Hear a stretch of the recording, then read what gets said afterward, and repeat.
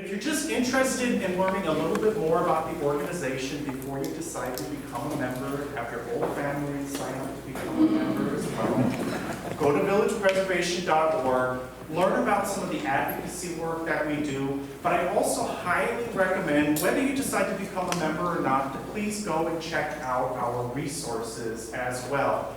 We have an image archive of pictures donated by village residents throughout the decades, all digitized and free to look at. And we also have an array of incredible virtual maps as well. You're able to put your own walking tour together, learn about all of the incredible people and buildings in these neighborhoods. So that's all free to use, whether you decide to become a member or not.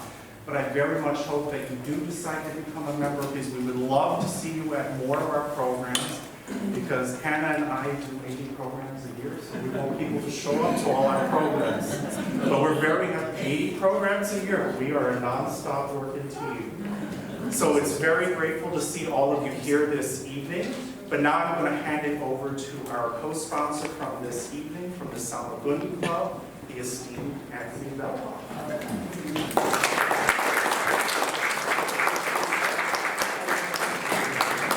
Yes, walking tours. This is what happens on village preservation walking tours. Good evening, everybody. I'm Anthony Bell. I'm chair of the program committee here at Salmagundi, and welcome to the first official Salmagundi program of the 2025-26 season. And wonderful to see you all here. I'm so glad you're here. The program I'm especially excited about. I'm going to introduce this man in the dark to you in a few moments. And I've known him for many, many years, and I can say, without a doubt, you are in for a treat tonight. Am I right? Yes. First of all, a couple of show of hands we're going to do. Who has never been in this space before? Well, welcome. Really, Michelle? Wow. Welcome. That's his wife. I'm happy to say that every time I ask that question, the hands get fewer and fewer. That's a wonderful thing. For those of you who don't know, Salmagundi is the oldest arts organization in New York City, founded in 1871, housed in this building since 1917, when this room was built in the backyard of the mansion at 47 Fifth Avenue, built in 1853, and now the oldest surviving mansion on Fifth Avenue. So just a few logistics first and foremost. Let's see now, what did I do with this? You all know what this means? Thank you, please silence your phones. Normally, the dining room and the bar downstairs are not open to non-members of the club, but because this is a special club event, you are all considered guests tonight, and if you would like to go downstairs afterwards and avail yourself of a drink at the bar or dinner, delicious food at our restaurant, if there is space for you, you are invited as our guest to participate in what's normally members-only dining room and bartending. So you might want to consider that afterwards. And there will, of course, be some opportunity to discuss what's discussed tonight with our illustrious speaker. So, with those details taken care of, second show of hands. Who in this room is a descendant of an original Dutch resident of New Amsterdam? Resident, not Dutch. Okay, resident works. Resident. Resident works, yeah. 1, 2. I saw a hand back there. 3. I guess everybody else stayed home. Okay. Oh, well, imagine that. We have some residents of the real Amsterdam. That doesn't count, Count. Sit down. Thanks for playing. We've got hecklers in the audience tonight. So now, let's move right along, and I will shut up, I promise. A quick note about our illustrious speaker. Along with his wife, Michelle, who's never been here before, James Nevius is the author of multiple books about New York, including Footprints in New York, tracing the lives of 4 centuries of New Yorkers, of which I am the proud owner, and Inside the Apple, a Streetwise History of New York City, which I am also the proud owner of. Good books.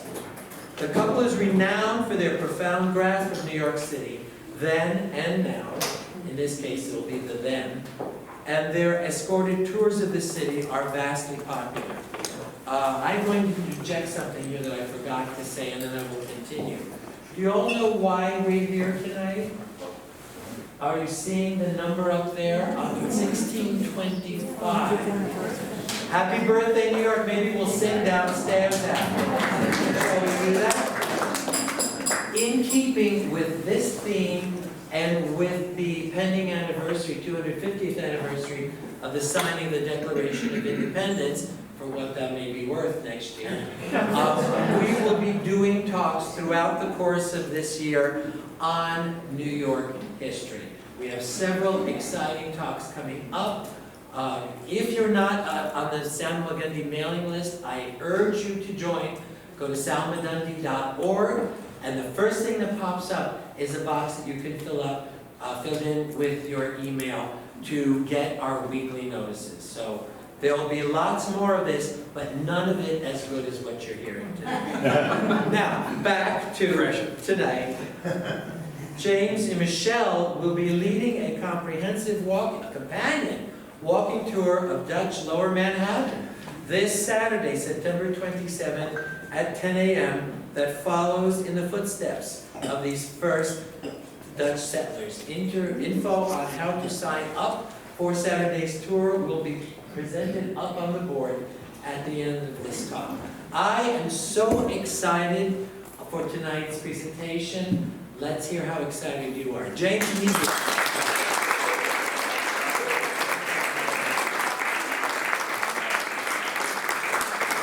I have absolutely no idea how I'm going to live up to that. Welcome to 1625, the birth of New York City.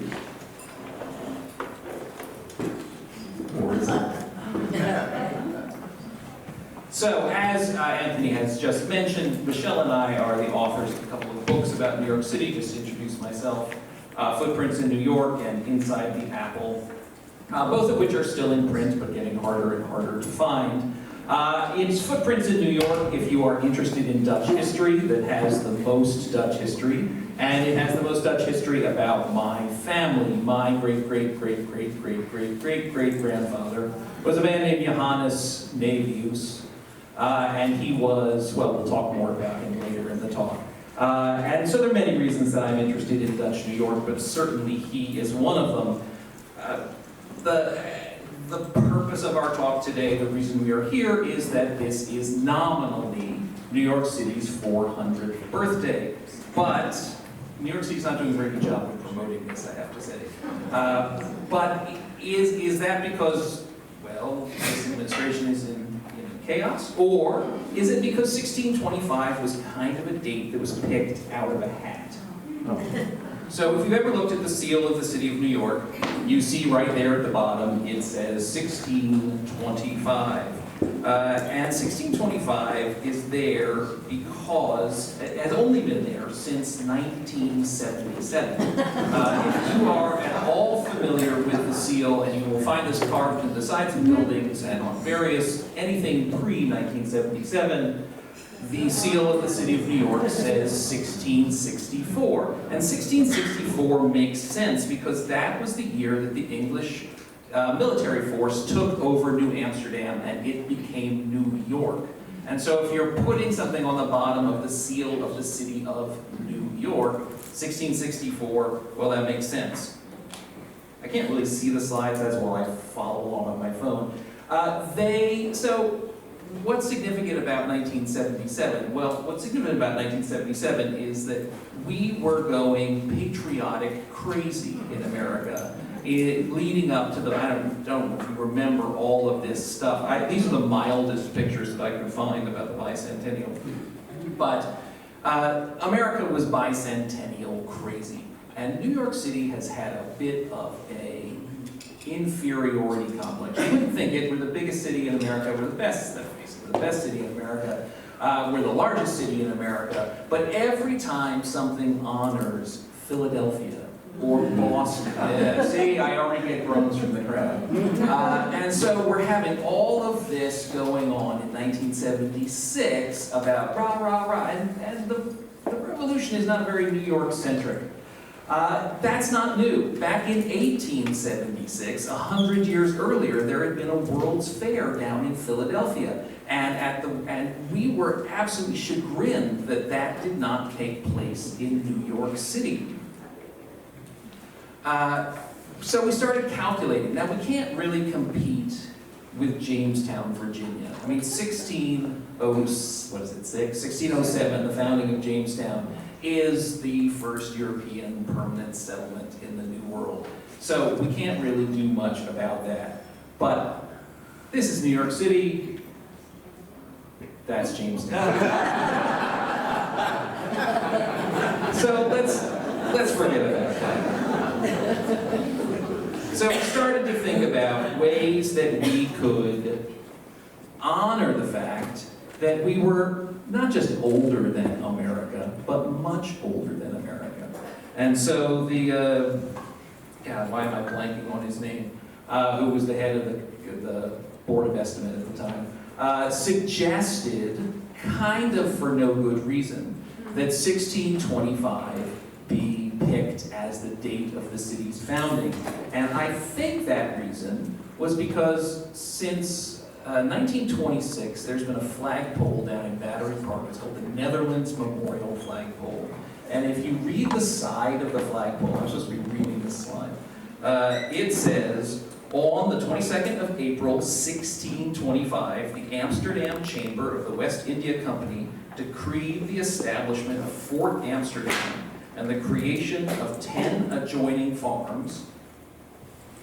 The purchase of the island of Manhattan, there we go, was accomplished in 1626. Thus was laid the foundation of the city of New York. And I swear someone just walked by this flagpole and saw that date at the top of April 1625. It's like, that's what we're putting on the seal. And so that has become our official birthday. But I don't know if you remember back in 2009, down in, if you were in Lower Manhattan, you would have seen this windmill in Bowling Green. We had this whole huge party in 2009 to celebrate the 400th birthday of New York City, because that was the 400th anniversary of 1609.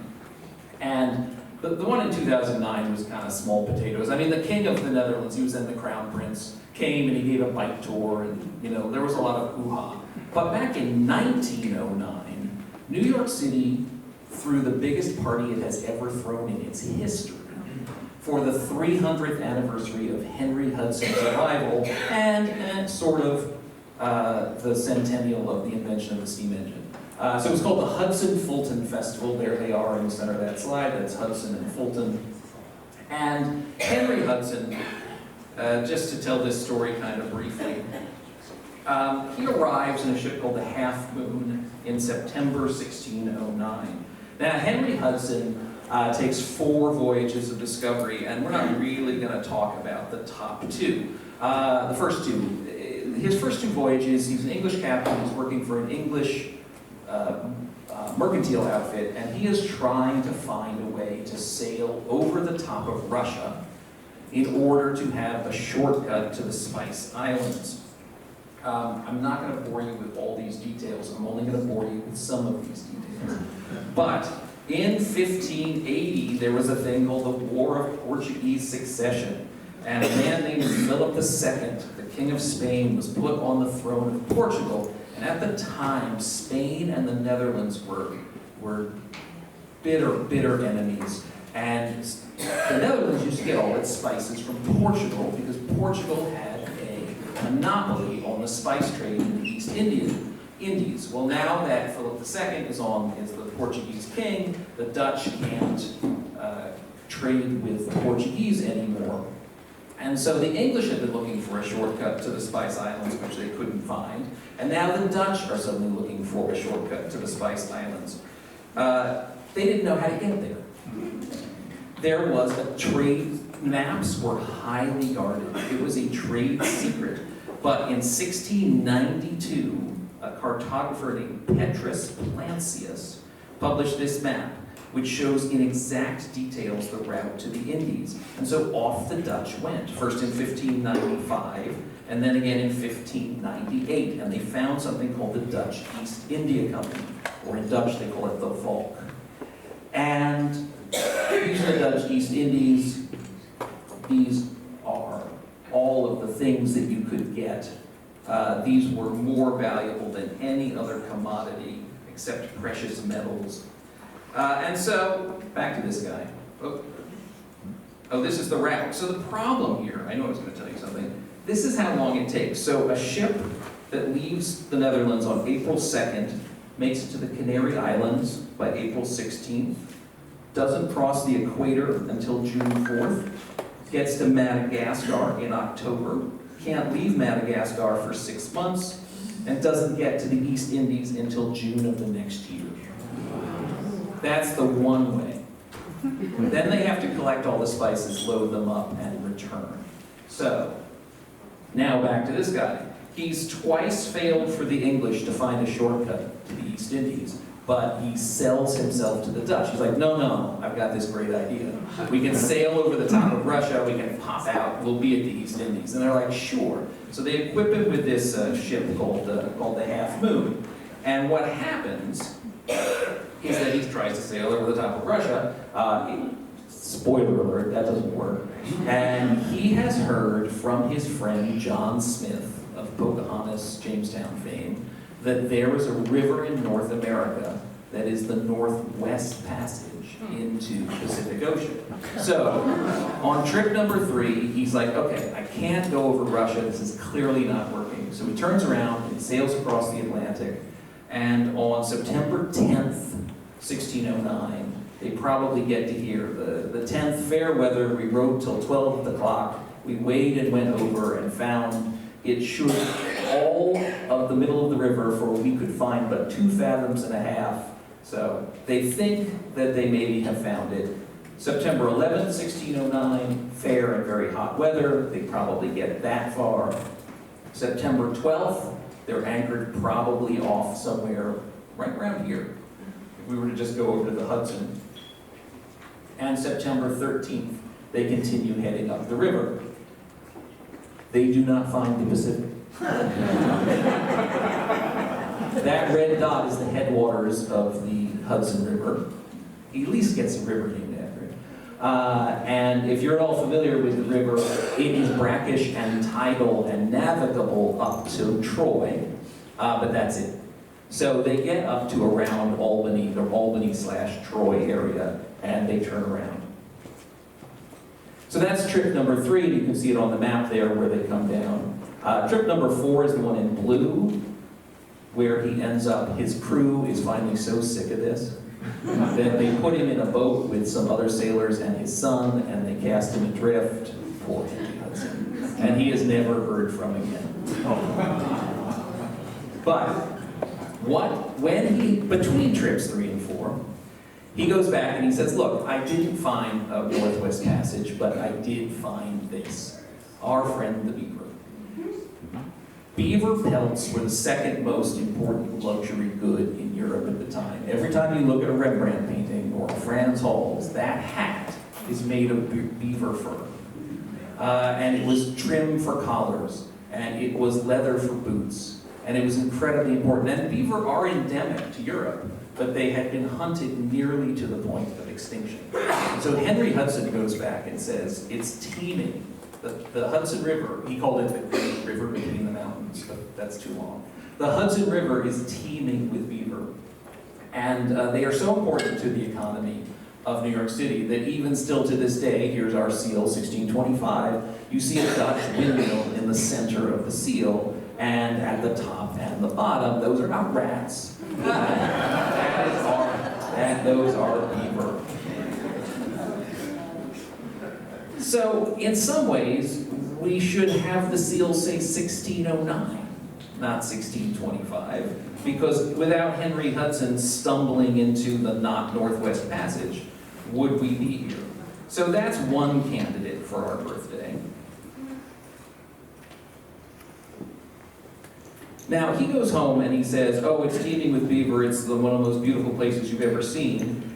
And it's not like he was posting on his Instagram. There's nothing but his word for it. And so Dutch mercantile concerns need to send people to the New World to figure out if this is true. And so in 1610 comes the first ship. We don't know a lot about that, but it might have been Hudson's first mate. The guy who wrote his journal is a man named Robert Jewett. And then between 1612 and 1615, we have a number of different voyages. And the important people here are named Hendrik Christensen and Adrian Block. Let's see what the next slide is.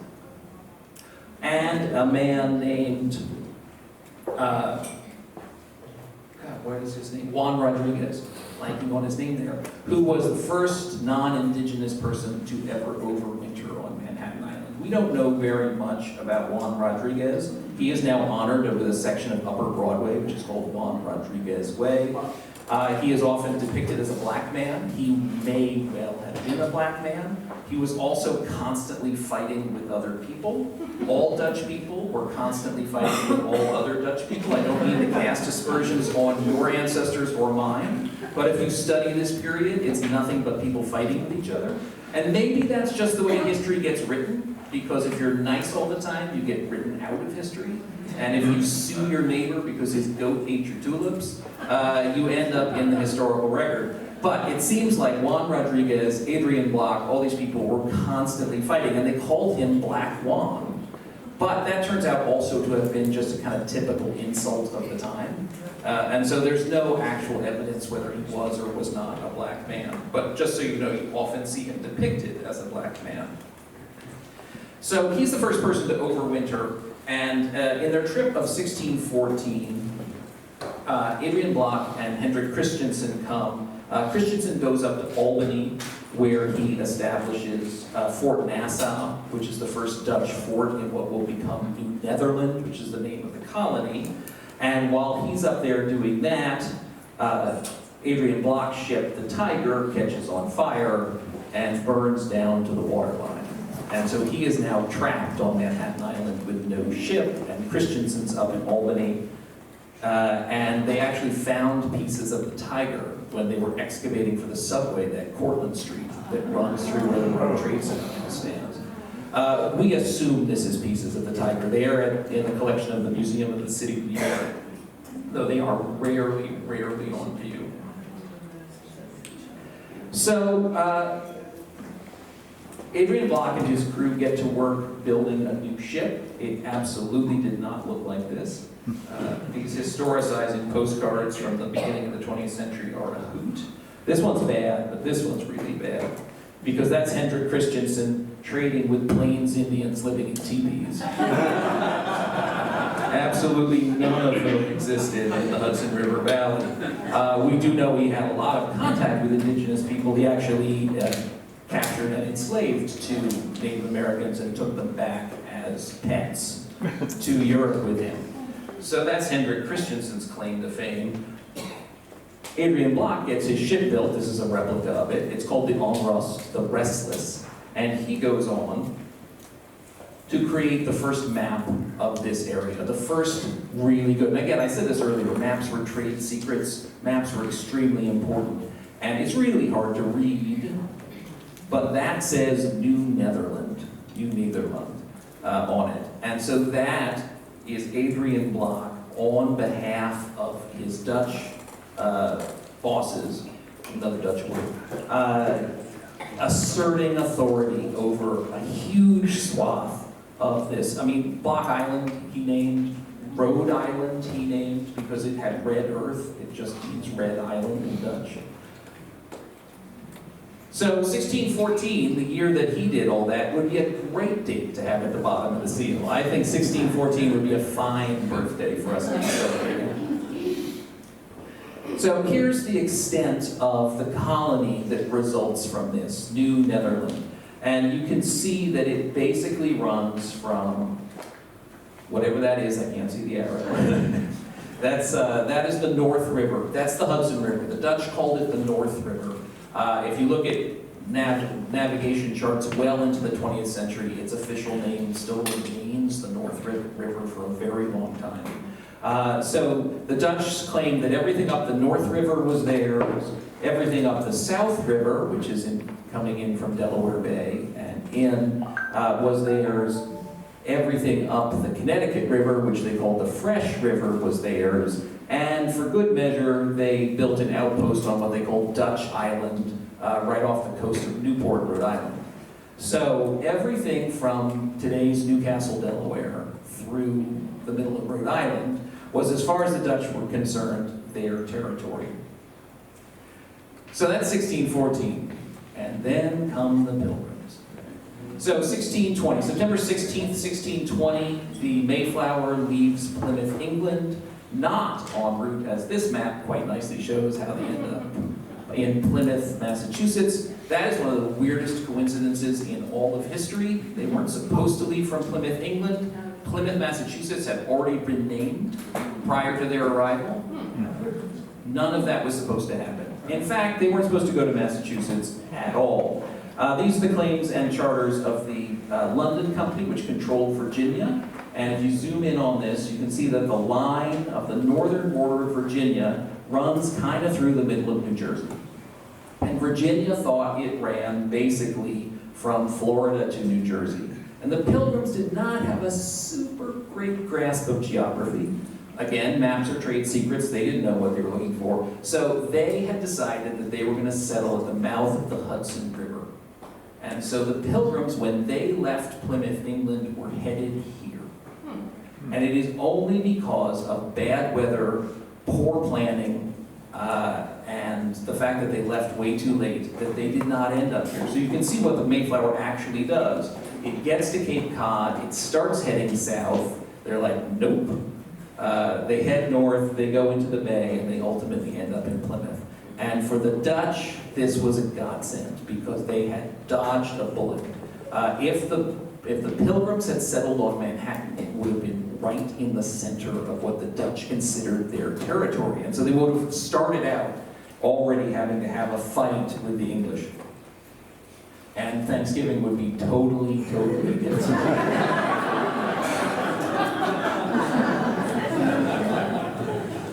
So what the Dutch do in response to this threat, this perceived threat from the English? If the Pilgrims come, sure, a bunch of religious dissenters, they're not so hard to deal with, but who's next? So the Dutch quickly found a company called the Dutch West India Company, the Vic, as it's called, in order to have an official company to regularize trade in the New World. That's 1621, that should definitely be at the bottom of the seal. I think that would be an excellent opportunity for us to celebrate something. So the VOC, the East India Company, controls all of the area that they have colonized in light green. I don't love this map. I would not have chosen 2 shades of green. And the Vic controls the areas that are in dark green in the New World. And you see that there's North America up at the top, and you zoom in, there's Manhattan, and lots of islands in the Caribbean, and then wide swaths of coast of South America. Those were all under the control of the West India Company. So we're just actually one small part in a much bigger global trade empire. And we were a pretty small part, I have to say. Now, it's one thing to found a company, it's quite another to actually have people come here. And this is the Walloon Settlers Monument down in Battery Park. This and that flagpole I showed you earlier are both completely off limits at the moment because of massive amounts of construction that are going on in Battery Park. But this was presented to the city of New York in honor of the Walloon settlers who came to America in the New Nederland. They actually came in 2 ships, the New Nederland and the Einderacht, under the inspiration of Chess de Forêt, inspiration because he didn't come, and which was in the Low Countries, in what would be modern-day Belgium. So a group of religious dissenters, very similar to the Pilgrims, needed a place to go, and the Dutch needed warm bodies. And so they were put on these 2 ships, and they were sent here, and they settled in 1624 on Governor's Island. But Governor's Island in 1624 was only about that big. Most of what you see on Governor's Island today is landfill, tons of it from the building of the IRT back in 1900. So it's a very small island. It's not very conducive to people living there. The land's not particularly arable. There is fresh water, but there's not a ton of fresh water. They picked it because it was defensible. They figured they could see anybody coming from any direction. But that does not last long. But still, I think 1624 is a very viable candidate to be at the bottom of the seal of the city of New York. And then we get back to our flagpole on the 22nd of April, 1625. And what's important about this declaration is that the Dutch West India Company is now saying, okay, we've got people living there, we've got company. What they've been doing this whole time is trading with the Native Americans for beaver pelt. The Native Americans catch the, catch the beaver, pelt the beaver, skin it, get it ready, bring it down to Manhattan. And what the Dutch merchants do,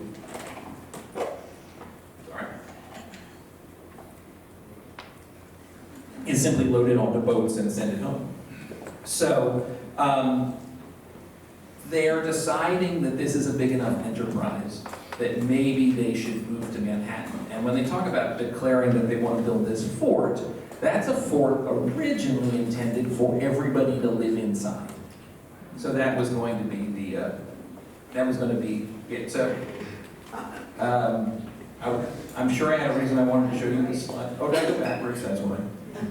Forwards.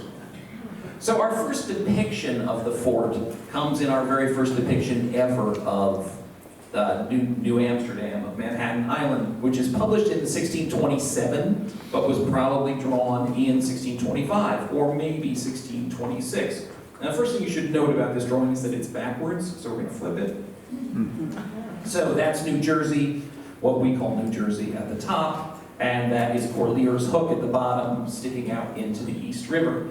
And that is not what the fort looked like. So everything about this drawing you have to a little bit take with a grain of salt, because we know that's not what the fort looked like. The fort, you zoom in on it, you can see it has 1, 2, 3, 4, 5 stars. Dutch were famous for their star-shaped forts, but it was certainly a 4-cornered fort.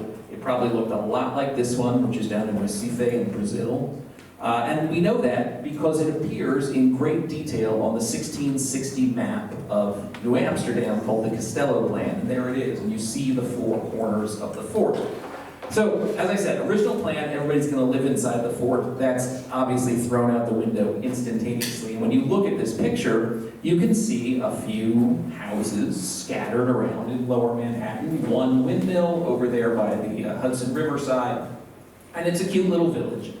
And in 1626, the guy that you see on the flagpole wearing the Dutch hat and the lacy collar, his name, we call him Peter Minuit. His actual name was Pierre Minuit, which means Peter Midnight. And he was the Director General of the Dutch West India Company, who was asked if he would purchase the island of Manhattan from the Native Americans. And this is the fabled $24 sale for beads and trinkets. And you can see him handing over the beads on this statue. It was made in 1920. So 1626 would be an excellent date to put at the bottom of the seal. We don't have a record of this. We have a second-hand record, a letter that was written by a man named Peter Shagan that says, you know, good news, yesterday the ship of arms of Amsterdam arrived here. It sailed from New Netherlands. Beginning in the second paragraph, they have purchased the island Manhattan. Every single one of these records from this era spells the name of our island differently. They just, it's 2 things. They don't know how to spell. That's the big one. And they could not agree on what the name was. And so you will hear lots of origins as to what the word Manhattan means, but I'm not 100% convinced that this place was called Manhattan before somebody was like, yeah, right, okay. So, but anyway, Manhattan is what he calls it. And he says they purchased it from the Indians for the value of 60 guilders. They probably used, we don't know, we don't have the deed, so we do not know what there was. We know from other deeds that they used a lot of wampum. So that is not a string of beads that he is handing over. That is a string of shells, white and purple shells that are cleaned, polished, and holes bored in them and strung together. And that was a prestige item for the Native Americans, and it was the unit of currency for the Dutch. Once the Dutch start living here in larger numbers, wampum becomes the thing that they use for daily. Things cost beaver pelts and they cost wampum. They also then discover how to make wampum, and inflation is rampant. It's really tough when you can make your own money. So wampum is probably what he's holding over, but also guns, axes, metal items. The Native Americans who lived in this part of the world had not become metal workers by the time the Dutch showed up. So it was extremely valuable for them to trade in European durable goods. 60 guilders has been variously calculated to be different things, but these are the ones I often use. If you lived in Amsterdam, in the Netherlands in 1626, 60 guilders would buy you 4 pigs. It would buy you 2,400 tankards of beer. It would buy you 1/6 of a house. So that is what the island of Manhattan was worth in 1626. So not $24, not that cheap. You'd be hard pressed to buy 2,400 tankards of beer for that little. But we're talking, depending on who you, I don't know how much a beer costs these days, we're talking thousands of dollars. And more importantly, we're talking about a trade that took advantage of the fact that the Native Americans did not necessarily have a concept of individual land ownership and may have been granting land use rights to the Dutch and not the actual sale of the island. So we don't know how much, what they paid, what units of currency they used. We don't even know where this sale happened. The 2 big candidates are down in the Dutch settlement at the southern tip of the island, nice little bounce there, or up in Inwood Hill Park. And Inwood Hill Park has been the traditional site for the purchase, in part because it is one of the few places on Manhattan Island where there are authenticated pre-colonial Native American remains in the caves in Inwood Hill Park. And there's a little plaque that went up under this tree, and it's been there forever. You can see there's Pierre Minuit underneath the tree, bartering with goods with the Native Americans. If you go up to Inwood Hill Park, you can see the plaque.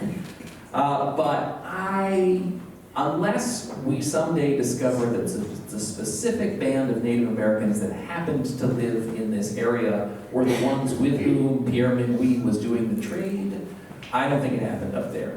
I think it happened down in Bowling Green. There was no charging bowl at the time. But it happened probably down in Bowling Green. And we don't, as I said, we don't know what particular band of Native Americans that Minuit was negotiating with. As you can see from this map, everything that is essentially New Netherland was the land of the Lenape. You sometimes still hear the term Lenni Lenape used. That was much more popular 50 years ago. Lenape is a language group as part of the Algonquin language system. And the Lenape were further organized into dialect groups. It was the Munsee who lived around here, and then further organized into family or clan groups, most of whom did not have permanent places of residence. They moved as they needed to hunt, farm, and fish. We don't think, other than those caves up in Inwood Hill Park, that Manhattan had a lot of permanent indigenous residents. So who the heck was selling it to the Dutch? Probably not somebody who lived here. So who really got the best part of this park?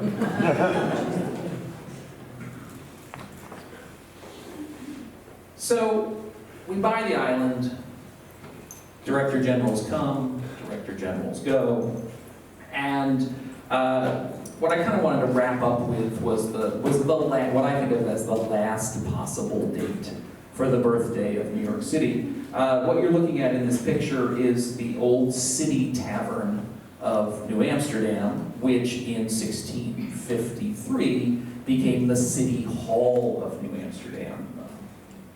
So I think 1653 specifically February 2nd, 1653 would be an excellent date for us to use as our birthday. So this guy, circled in red, if you can, I don't know whether you can see that, but he's got a peg leg, a wooden leg, which is a clear indication that we're looking at Peter Stuyvesant, who was the longest serving and last of the Director Generals of the Dutch West India Company in New Netherland. If we were to walk due east from here, I think we would end up bumping straight into his statue over in Stuyvesant Square. That's by Gertrude Vanderbilt Whitney, by the way. And he arrives in 1647 into a colony that is on the brink of disaster. So I've glossed over all the bad news that happens between 1626 and 1647, but things aren't going well here. And Willem Kieft, his predecessor, was a nincompoop, and that's the technical term for it. And he comes in and he's like, I'm gonna whip this colony into shape. And he has an advisory board of 9 men, and he starts decreeing all sorts of things, some of which are really great, like stop building chimneys out of wood. Exactly. And some of which are not so great, like everyone has to go to both sermons on Sunday. He was the son of a strict Calvinist minister. He was a pretty strict dude himself. And so, the 9 men are led by a man named Adrian van der Donk, who you may have heard of. He was the colony's only lawyer. The word for lawyer is for squire is Jonker. He lived up in Yonkers, that's why we call it that. And he and the 9 men start plotting to, at the very least, dial back Stuyvesant's influence, if not, break away from the Dutch West India Company and make Manhattan a self-governed, independent town, just like all the towns back home. So the Dutch West India Company out, and we want to be more like, say, Delft. This is Vermeer, some view of Delft, which I'm mostly just showing because it's a really great painting. But also to contrast it with the painting that they make. So a man named Augustin Hermans paints the only known watercolor of New Amsterdam, the only known depiction made by a resident of our colony during the time that it was actually New Amsterdam is this painting, which is now in the National Library in Austria, in Vienna. And it is a piece of propaganda art. It is to accompany the people and the documents that are being sent back to Amsterdam and The Hague to argue the case that New Amsterdam needs to become a self-governing municipality, because look at our windmill, it's only got 2 arms. There's no way things gonna work. That's the city tavern that I showed you in that postcard. So we have one depiction of what the city tavern actually looked like. So again, long story, very complicated. I'm not gonna get into all the details, but they go back, and the Dutch West India Company hedges their bets. And they're like, well, we're not going to get rid of Stuyvesant, but we are going to grant you a limited version of self-rule. And you can have a sheriff, and you can have a prosecutor. They're actually the same guy. And you can have a town council made up of dual chamber. The burgomaster's at the top and the scapins at the bottom. And you can have a seal. And so the official, on February 2nd, 1653, the seal of the city of New Amsterdam arrives, which shows the beaver, there's our friend the beaver, sitting atop the shield of the city of Amsterdam with the 3 crosses of St. Andrews on it. And you can have a city secretary to take care of all of the business. And that guy, smoking his Dutch clay pipe, is my great-great-great-great-great-great-great-great-grandfather. At least I'd like to think so. I mean, who else would Peter Stuyvesant be talking to outside City Hall? So they take the city tavern. His name's Johannes. My last name is Nevius. His last name was Neef. Neeff. which is the archaic Dutch word for nephew or cousin. His father was also named Johann Neef, and his father was named Johann. And that's where the genealogy stops. But Jan, or Johann Neef, my ancestor, went to college. And he went in as plain old Jan Neef, and he came out the other side as Johannes Nevius, with his name styled in Latin, because that's how you let people know that you were smart. The most famous example of this is Cristoforo Colon becomes Christopher Columbus with a U.S. at the end, to let people know that he knew what was what. And so Johannes Nevius became the secretary of the city of New Amsterdam, and we're all here today. So, 1653, I'll be 83 years old. I will happily come back so that we can talk on the real birthday of New York City. But you know, just 6 years after that, it'll be the 450th anniversary of Henry Hudson, and we'll do it all again. All right, thank you very much. I'm happy to take questions.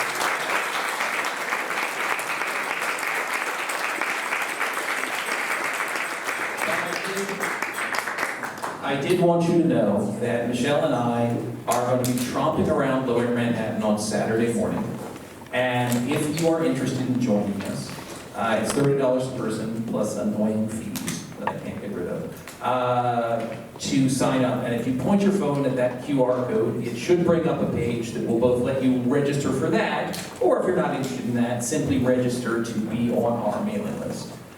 So you can go to walknyc.com/events if you're old-fashioned, and if you are newfangled, you can point your phone at that QR code and you can sign up.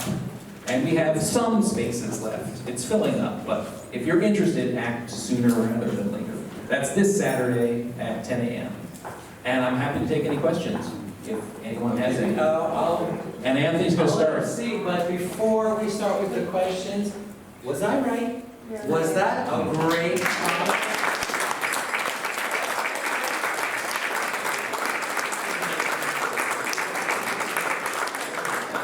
Okay, questions. Let's see. Nobody. Oh, wait. Nice and loud. Nice and loud. Just more of a remark than a question. I happened to see a video about this time period, maybe a week or so ago, before I knew I was going to be here. And one remark about the city tavern was that even after it became the city hall, they still sold beer. So, Yes, and in fact, 25% of the buildings in New Amsterdam had beer taps in them. And the reason for that is not just that they were all drunkards, they were. It's that beer was considered safer to drink than water. Germ theory is far, far in the future, so nobody knows that it is, they think it's the alcohol. They don't know that in the process of making beer, when you heat the water, that's what in fact kills the bacteria. And so beer was much, much safer to drink in New Amsterdam than water was. Water was used for cleaning, and that was about it. But beer, so men, women, and children, 3 meals a day, every day, drank beer. And there were two kinds, one called a simple, that we would think of it kind of as a baby beer today, and one called a double, which really packed a punch. A question from my wife, I'm a little leery, but go ahead. I do not believe that you mentioned where the city secretary lived. Oh, and yeah, my ancestor lived in that building. So that's the old family homestead. We'll just go back there for a second. There it is. So, to the best of our knowledge, the beer was tapped and the city council would have met on that ground floor. And then my family lived upstairs. And when it was a tavern, it almost certainly was a hotel upstairs. And what we don't know, though we don't have any records of it being a hotel, lack of evidence is not evidence of lack. And so the fact that I don't know that people stayed there doesn't mean that people didn't stay there. And so there may well have been people also bunking in on the second floor with my great-great-grandfather, grandmother, all their children. They had 2 enslaved Africans that worked for them. and they grew their vegetables in the backyard. What's the location? This is at, it's on the Pearl Street side of the second ugliest skyscraper in Lower Manhattan, which is called, sorry if anybody built it, it's 85 Broad Street. So it is on the Pearl Street side of 85 Broad Street. It's definitely something we're going to be talking about on Saturday if you come on the tour. Any other yes? I remember hearing that there were slaves in the Dutch colony. Yes, there were quite a few. The wall, I mean, there's so many things we didn't talk about today, but in 1653, the same year that the city is granted its limited charter, is also the year that the English, that the Dutch find out that since the previous year they've been at war with the English. Word takes a long time. And that's what's known today as the First Anglo-Dutch War. And Peter Stuyvesant panics, and they build a wall on the northern palisades of the town, and so we still call it Wall Street to this day as a remembrance of that. That was built by enslaved labor, almost certainly. Other people too, but the company owned people that it would put to work on various projects. Yeah, so we're... Yeah, was the wall built to keep the Indians out, or was the wall built to keep the British out? It was built to keep the British out, and then 2 years later, Peter Stuyvesant and every able-bodied man went south to Delaware because the Swedes were invading. And so they left the city ripe and open for attack, and the Native Americans were very ticked off at the Dutch by this point, because early on the Dutch had been trading guns as a durable European good, and the Native Americans loved guns. It's so much easier to hunt with a gun. But at a certain point, Stuyvesant's like, we should stop arming. So they stopped giving them gunpowder. And so when Stuyvesant and all the guys were away, the Native Americans beached their canoes just north of Wall Street, and then they walked around the wall. Like the Maginot Line. Yes? You mentioned 2 sermons a day on Sunday. What church was here? What was? It was the Dutch Reformed Church. I could give you just an entire, not very interesting lecture about how the Netherlands and New Netherland came to be, but a lot of it is the wars of religion. The Netherlands were embroiled in what comes to be known as the 80 Years' War for a very long time, 80 years in fact, to wrench themselves. They had become a mostly Protestant nation, and they wanted to be away from Catholic Spain, which controlled them. And so the Dutch Reformed Church is a Calvinist church, and Dutch Reformed Church still exists in Marble Collegiate, places like that, but it was the only church allowed to exist in New Netherland. And part of the history of New Netherland is a history of intolerance.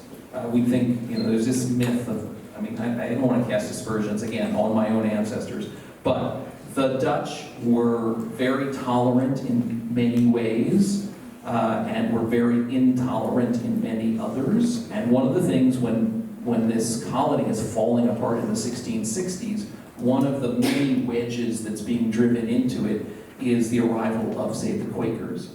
And Peter Stuyvesant just goes nuts. And it's really, really difficult. So the only religion that was publicly practiced was the Dutch Reformed Church.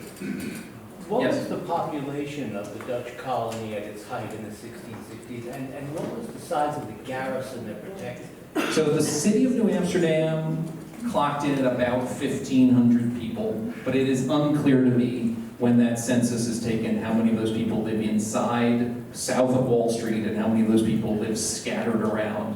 The Dutch colony at its peak, again, all the way up to Albany, all the way down to Newcastle, Delaware, all the way into Connecticut, was probably at its absolute maximum 10,000 people.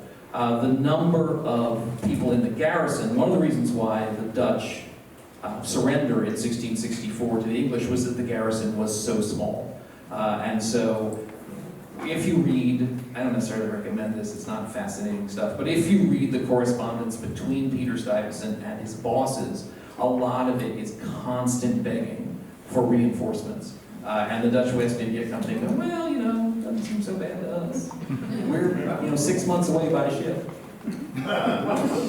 So a question, the Dutch that came here, did they have experience with other trade organizations on the eastern side? And secondly, did they have a relationship with the Pilgrims? Yes and yes. Some people did have some relationship. I mean, just to look at my family history, when my grandfather comes here, he's a single man, comes in 1651 or 1652, it's a little unclear. He's just coming to take advantage of the fact that this is you can make a name for yourself. If I can make it here, he says. He coined that phrase. He ends up being married to a woman named Adriaantje Blake, who was born in Batavia in the east, in Indonesia. And she had moved to New Netherland with her mother and stepfather from Indonesia to New Netherland. So they were clearly, part of a whole global trade network. And there is every step in between. There are people who had done a lot of work in South America and in the Caribbean, but there were also people like my ancestor who were total greenhorns who just showed up here thinking, sounds like a plan. I mean, we don't know, we don't have diaries or anything, but I mean, he graduates from university and the next thing you know, he's here. On the run. I mean, there should be some questions.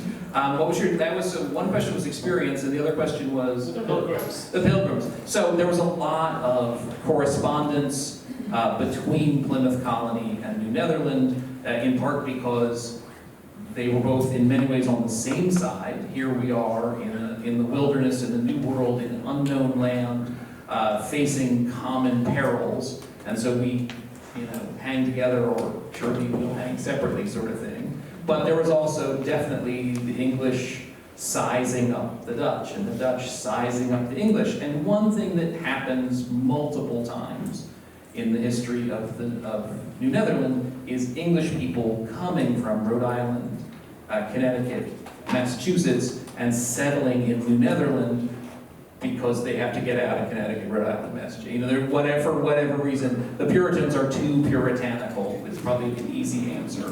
And so, yeah, Peter Stuyvesant could be bad, but I guess it was worse in Massachusetts. Yes, in the back.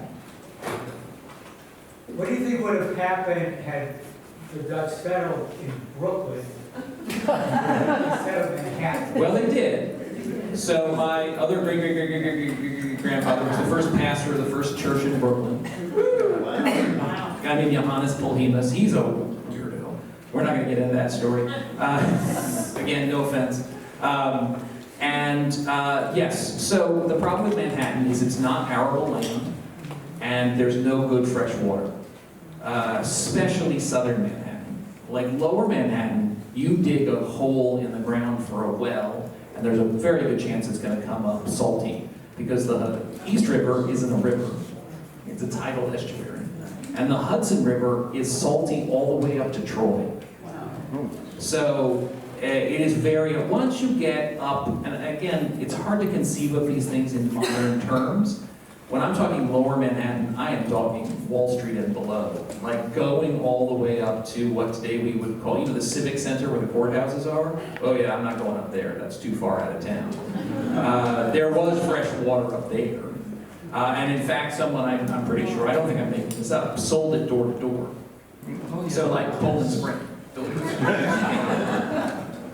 So if they had decided that Brooklyn should be the mainstay of that's a good question. They chose Manhattan, I think, for two reasons. One, they were on Governor's Island, and you can see it's right there.